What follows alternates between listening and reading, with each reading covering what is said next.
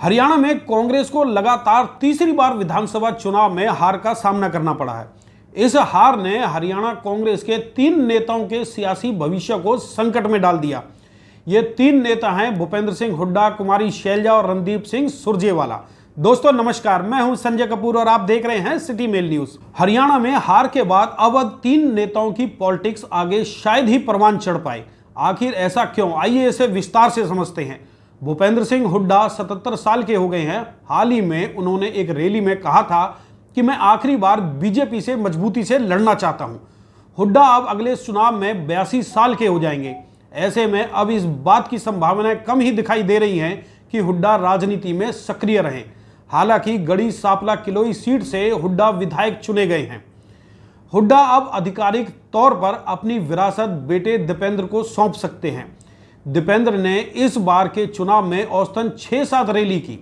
दीपेंद्र के सीएम बनने की चर्चा भी हरियाणा के सियासी गलियारों में जोरों पर थी, लेकिन कांग्रेस हार गई। अब हाईकमान में भी हुड्डा की पैरवी ज्यादा नहीं चलेगी। वजह है उनका परफॉर्मेंस। हुड्डा ने अपने समर्थकों के लिए 72 टिकट लिए, जिसमें से सिर्फ 32 जीत पाए। हुड्डा के गढ़ सोनीपत और पानीपत में कांग्रेस भी बुरी तरह से हारी। हुड्डा की पैरवी से नियुक्त कांग्रेस के प्रदेश अध्यक्ष चौधरी उदयभान भी अपना चुनाव हार गए। उदयभान होडल सीट से चुनाव लड़ रहे थे। अब उदयभान के राजनीतिक भविष्य पर भी ग्रहण लगता नजर आ रहा है। भूपेंद्र सिंह हुड्डा के बाद हरियाणा कांग्रेस में कुमारी शैलजा को सबसे मजबूत नेता माना जाता है। शैलजा 5 बार की सांसद हैं और दलितों के बीच मजबूत पकड़ रखती हैं। शैलजा का सिरसा, अंबाला और यमुनानगर में दबदबा है। इस चुनाव में शैलजा ने खुलकर हुड्डा के खिलाफ मोर्चा खोला रखा।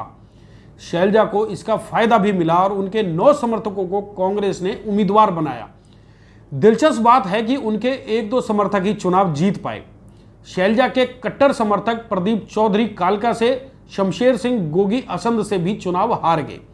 सिरसा भी उन सीटों पर ही कांग्रेस को जीत मिली जिन सीटों पर शैलजा के समर्थक उम्मीदवार नहीं थे। फिलहाल कांग्रेस का एक धड़ा हार के लिए शैलजा की मुखरता को वजह मान रहा है। शैलजा लगातार अपनी ही पार्टी पर सवाल उठा रही थी। अब चुनाव परिणाम के बाद जिस तरह से उनके इलाके में पार्टी का प्रदर्शन रहा, उससे आने वाले वक्त में उन्हें पार्टी के भीतर तरजीह मिले, इसकी गुंजाइश कम ही रह गई है। शैलजा अभी महासचिव और उत्तराखंड की प्रभारी हैं। छत्तीसगढ़ में हार के बाद कांग्रेस ने उन्हें उत्तराखंड भेज दिया। उस वक्त कहा गया था कि हरियाणा में शांति बनाए रखने के लिए कांग्रेस ने यह फैसला किया है।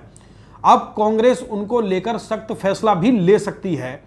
हुड्डा और शैलजा के बाद हरियाणा कांग्रेस के भीतर रणदीप सिंह सुरजेवाला को मजबूत नेता माना जाता है। सुरजेवाला अभी कांग्रेस के राष्ट्रीय महासचिव हैं। हरियाणा में चुनाव से पहले सुरजेवाला ने सीएम पद पर दावेदारी की थी। हालांकि पार्टी ने सुरजेवाला की जगह उनके बेटे आदित्य को कैथल से उम्मीदवार बनाया।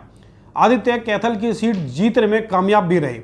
अब कहा जाता है कि हरियाणा की राजनीति आदित्य ही देखेंगे। सुरजेवाला पहले की तरह ही राष्ट्रीय राजनीति में रहेंगे।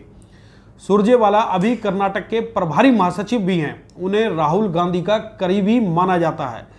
इन 3 नेताओं के अलावा चौधरी उदयभान और कैप्टन अजय यादव को लेकर भी सवाल उठ रहे हैं। चौधरी उदयभान हरियाणा कांग्रेस के अध्यक्ष हैं और होडल सीट से चुनाव हार गए। चुनाव हारने की वजह से उनकी कुर्सी फिलहाल खतरे में दिखाई दे रही है। उदयभान का आगे का क्या होगा, ये हुड्डा के रुख पर निर्भर करेगा। वहीं हरियाणा कांग्रेस के एक और नेता कैप्टन अजय यादव भी चर्चा में हैं। अजय यादव के बेटे चिरंजीव राव रेवाड़ी से इस बार चुनाव हार गए। कैप्टन अजय कांग्रेस के ओबीसी सेल के राष्ट्रीय अध्यक्ष हैं। चिरंजीव और कैप्टन अजय के अगले कदम का इंतजार रहेगा। दोस्तों, अब कांग्रेस की इस राजनीति और विधानसभा चुनाव में करारी हार को आप किस नजरिए से देखते हैं और इस पर क्या सोचते हैं, कृपया कमेंट बॉक्स में कमेंट करके जरूर बताएं।